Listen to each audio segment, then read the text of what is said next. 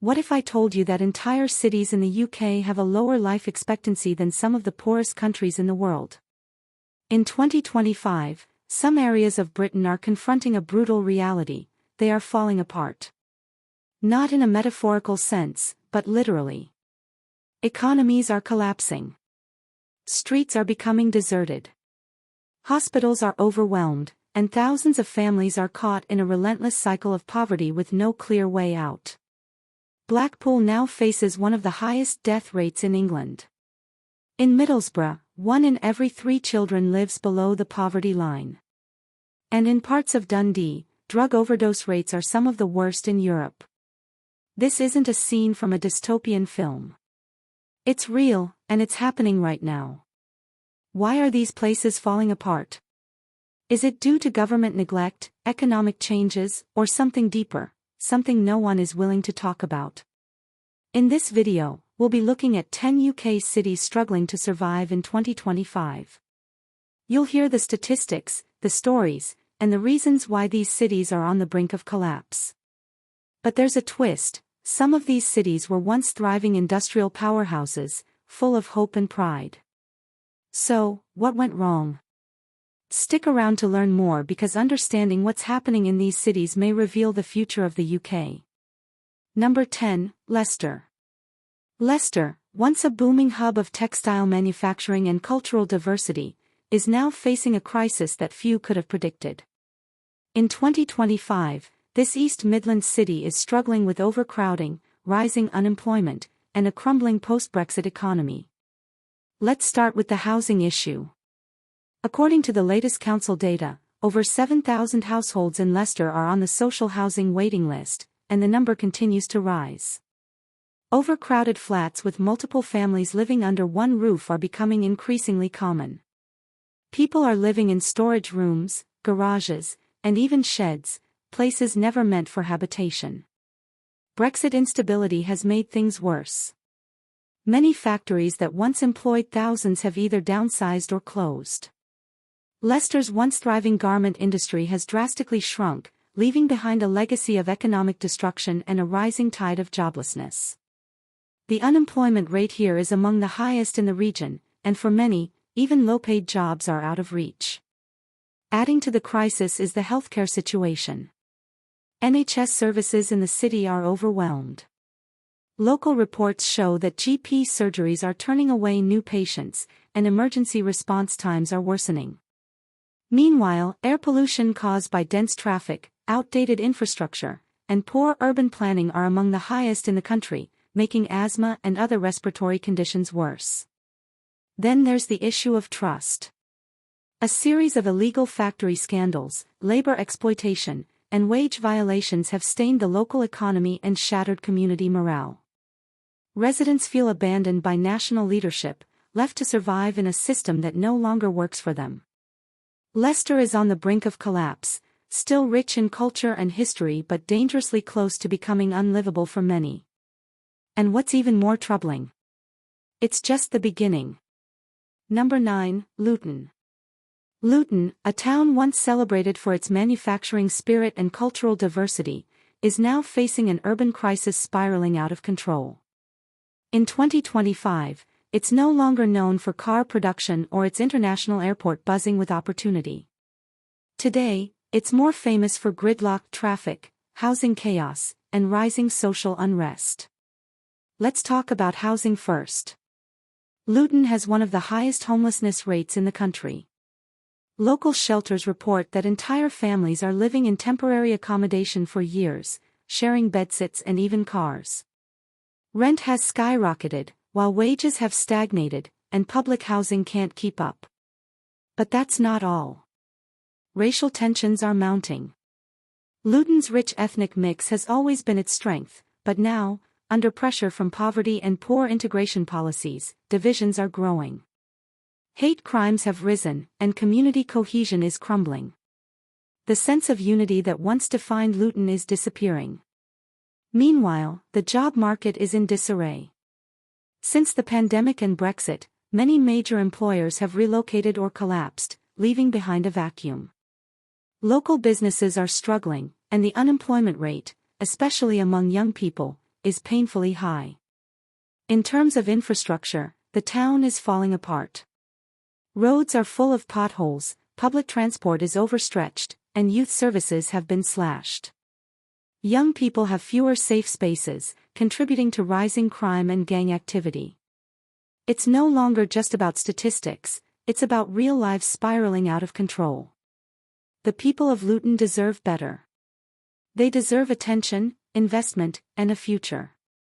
Do you live in or near Luton? What's happening in your area?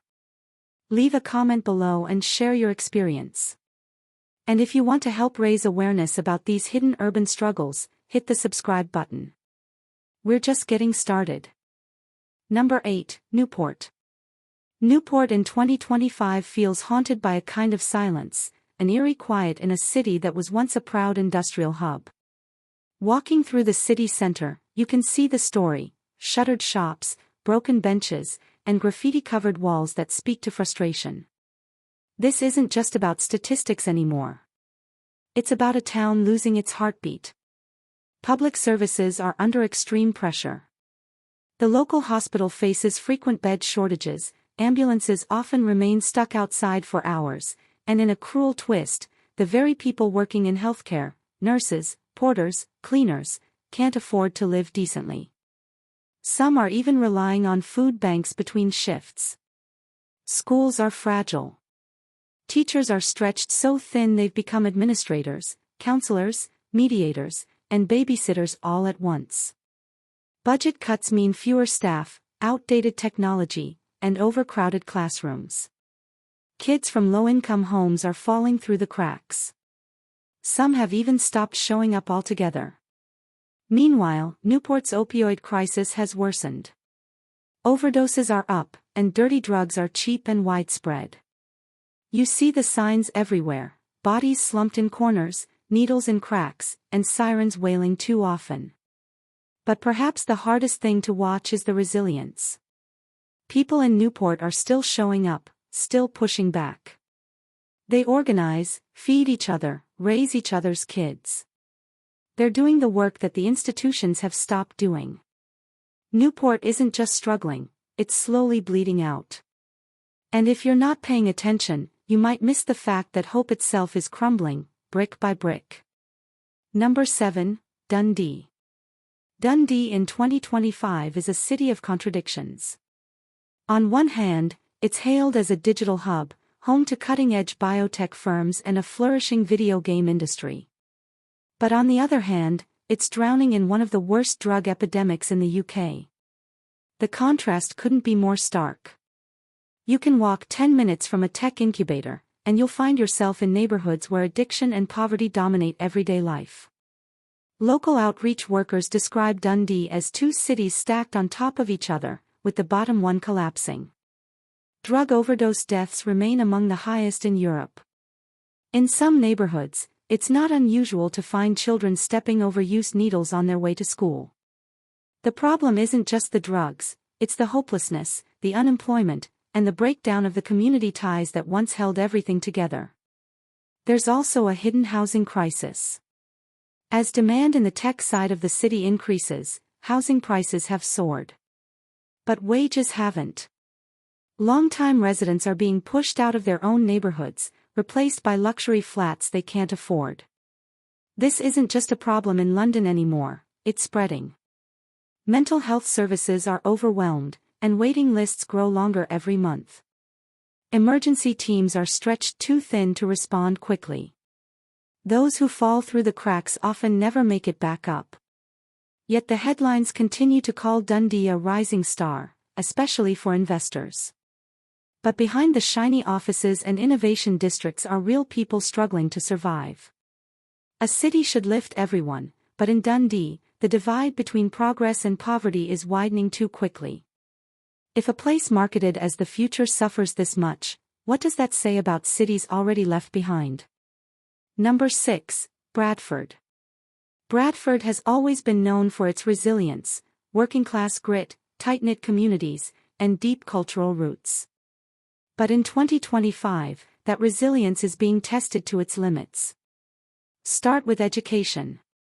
Bradford has one of the youngest populations in Europe, yet many of its schools are overcrowded, underfunded, and losing teachers faster than they can be replaced. Teachers are overworked, support services are scarce, and too many students are being left behind before they even get a fair shot at success. That's not a system preparing youth, it's a system failing them.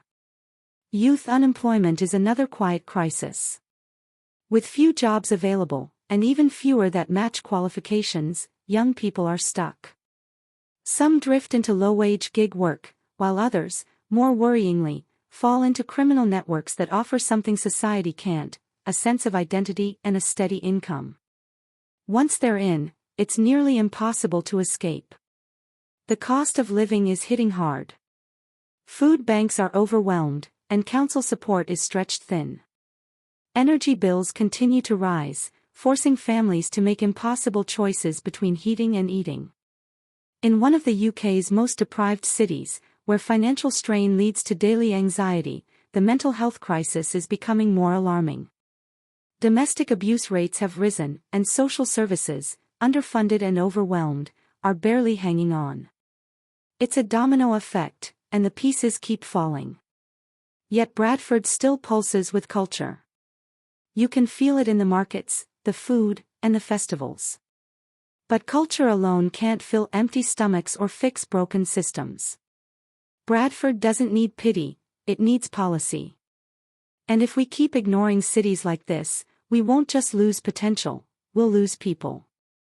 Wolverhampton stands as a stark reminder that urban decay isn't always loud, sometimes, it sneaks in quietly. It comes in the form of budget cuts, missed opportunities, and decades of neglect. In 2025, this West Midlands city is dealing with overlapping crises that together create a bleak picture. Let's begin with housing. Wolverhampton has one of the largest backlogs of public housing repairs in the area. Damp, mold, broken heating systems, tenants are trapped in unhealthy living conditions, with no other options available. Some wait years for even the most basic repairs. Entire blocks feel abandoned, even though they're filled with people. The neglect is visible in every cracked brick and leaky roof. Then, there's the rising wave of youth violence. Knife crime is no longer a headline, it's a weekly reality. Community centers, which once kept young people off the streets, have shut down. Schools are struggling to intervene early enough, and police presence is stretched thin. They're reactive, rather than proactive. Parents live in constant fear, worried their children won't return home from school or the corner shop. Job insecurity adds another burden. Manufacturing jobs, which once defined Wolverhampton, have vanished. In their place, precarious, low-wage jobs with no future. Even skilled workers can't seem to find stable employment. The dignity of work has eroded, and with it, a sense of purpose. The healthcare system is under immense pressure. Waiting times have skyrocketed. Mental health referrals, especially for young men, often lead nowhere because of service gaps. Residents describe a feeling of being invisible, as if their suffering is happening in a vacuum that no one wants to acknowledge. Wolverhampton doesn't scream for help, it endures silently, painfully. The people here are proud but exhausted. What they need isn't just sympathy, but systemic change, an investment that lifts communities, not just covers the cracks. Next, Hull. Hull is a port city known for its resilience and gritty, seafaring history. Once thriving on fishing, shipping, and industry, in 2025 it's one of the most isolated and economically fragile places in the UK. The isolation here isn't just physical, it's political and emotional. Hull often feels disconnected from national discussions. Investment rarely reaches this far east. Big projects always seem to stop just short, and promises are made but seldom kept. Politicians visit for photo ops but forget the city just as quickly. Hull's economy is struggling. The job market is thin and unbalanced, with warehousing, logistics, and low-paying retail jobs dominating. The high street is hollowed out, and young people leave in search of better opportunities elsewhere. The brain drain here is accelerating with each year that passes. Mental health problems are rising sharply, especially among young people. Local GPs report being overwhelmed. Charities say they're at capacity. Suicide rates have slowly crept up, painting a tragic picture of hopelessness beneath the surface. Public transport is inadequate, and for those living on the outskirts, getting into the city center is a struggle. Infrastructure is falling apart: potholes, broken streetlights, vandalized bus stops. These aren't just minor issues, they shape how people feel about where they live, and whether they feel seen. Despite all this, Hull has character. There's pride, humor, and a sense of defiance that pulses through the city. But pride doesn't pay the bills, and defiance doesn't fix broken systems. What Hull needs isn't more reports or empty promises. It needs inclusion, access, and attention. Because if cities like Hull are allowed to fall, it won't just reflect poorly on them, it will reflect poorly on all of us. Now, Stoke-on-Trent. Once the heart of Britain's pottery industry, Stoke-on-Trent now feels like a city stuck in time, and not in a nostalgic sense. In 2025, it's struggling to reinvent itself while grappling with some of the worst social problems in the country. Poverty here isn't abstract. It's visible: rows of boarded-up houses, children in school uniforms walking past empty shops, pensioners counting coins in supermarkets. Austerity hit hard, and its effects haven't gone away. The economic wounds remain open, and no one is offering a bandage. The housing stock is old, crumbling, and damp. Landlords often neglect maintenance, leaving tenants in squalor. One report recently showed that over 40% of private rentals in Stoke don't meet even basic living standards. That's not a small issue, it's a crisis unfolding right now, behind closed doors. Schools are struggling, especially in poorer areas. Truancy is on the rise, and resources are stretched thin. Some children arrive hungry, tired, and emotionally drained. For many of them, school isn't a stepping stone to a better life, it's the only warm place they'll see all day. Teachers have become more than just educators, they're often counselors, caregivers, and crisis managers. Work has become precarious. The decline of the manufacturing base has left a vacuum that hasn't been filled. Warehouse jobs and gig economy work dominate now: low pay, 0-hour contracts, no job security. There's a growing sense of hopelessness, particularly among men over 40, who once had trades but now face long-term unemployment. Drug abuse and depression are on the rise. Mental health services are stretched thin, and GPs report that many patients come in not seeking medical treatment, but just looking for someone to talk to. Yet, Stoke remains fiercely proud. Community events still take place, and people look out for each other. But grit alone can't rebuild a city that's been systematically neglected. Next, Middlesbrough. Middlesbrough isn't just struggling, it's falling apart. In 2025, this industrial town in the northeast is ground zero for the UK's growing urban crisis. What's worrying is how normalized the decline has become. Let's start with poverty. Middlesbrough has some of the highest child poverty rates in the country. Nearly 40% of children here grow up below the poverty line. This isn't just a number. It's empty fridges, worn-out shoes, and heating that gets turned off by midweek. It's parents skipping meals so their children can eat. The job market is bleak. The steel industry that once defined the town is gone, and what's left are low-wage, unstable jobs with little long-term potential. Even college graduates are leaving, not by choice, but because they have no other option. Get out while you can has become more of a warning than advice, passed down by those who have watched friends leave for places anywhere but here. Healthcare is in crisis. Local GPs are overwhelmed, and waiting times at hospitals are among the worst in the region. One A&E nurse recently said it feels like trying to hold back an ocean with a teacup. The system isn't just under pressure, it's broken. People wait in pain for months. Others don't even bother seeking help. The town centre tells its own story: boarded-up shops, cracked pavements, a general sense of exhaustion in the air. Crime isn't rampant, but antisocial behaviour is rising. Kids with nowhere to go, nothing to do, and no one watching. It's a slow, quiet decay. Underneath it all is something more insidious: resignation. People aren't just angry, they're tired.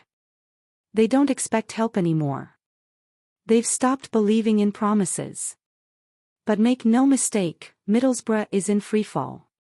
And if a town like this can collapse so completely, no place is safe from the same fate. Finally, Blackpool. At the top of our list is Blackpool, a seaside town that was once the crown jewel of British tourism. In 2025, it's something entirely different, a place where joy has faded, and decline isn't a temporary phase but a long-term pattern. Blackpool now has one of the highest rates of deprivation in the UK. Life expectancy here is shockingly low.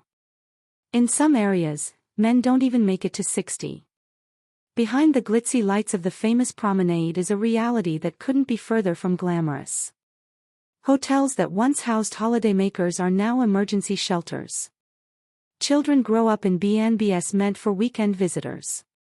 Many of them move 3, 4, 5 times a year, never staying long enough to settle into a school or have a place to call home. It's chaos masquerading as normal life. The job market is practically non-existent. Most available positions are seasonal, underpaid, and insecure. Tourism's collapse hit hard, and little has come to replace it. The town centre is filled with vacant shops and adult stores. Hope feels like a thing of the past. Mental health is in crisis. Drug addiction and alcoholism are widespread. Local clinics are overwhelmed. And because of the transient population, treatment is often fragmented or abandoned. Recovery isn't a goal, it's just surviving the next day. Education is in a state of crisis. Attendance rates are some of the lowest in the country. Kids don't just miss school, they disappear from the system altogether. The constant moving, coupled with housing insecurity, makes learning nearly impossible. Yet, the people of Blackpool fight. They organize. They support one another. But their strength isn't a solution, it's a survival mechanism. Blackpool isn't just in decline, it's drowning. And the country is watching it happen in real time. Before you scroll away, stop and think, is your city next? Tell us in the comments what's really happening where you live. Your voice matters more than you think.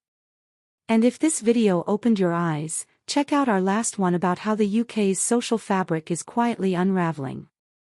We dedicate days to making these stories real. Support our work by hitting subscribe.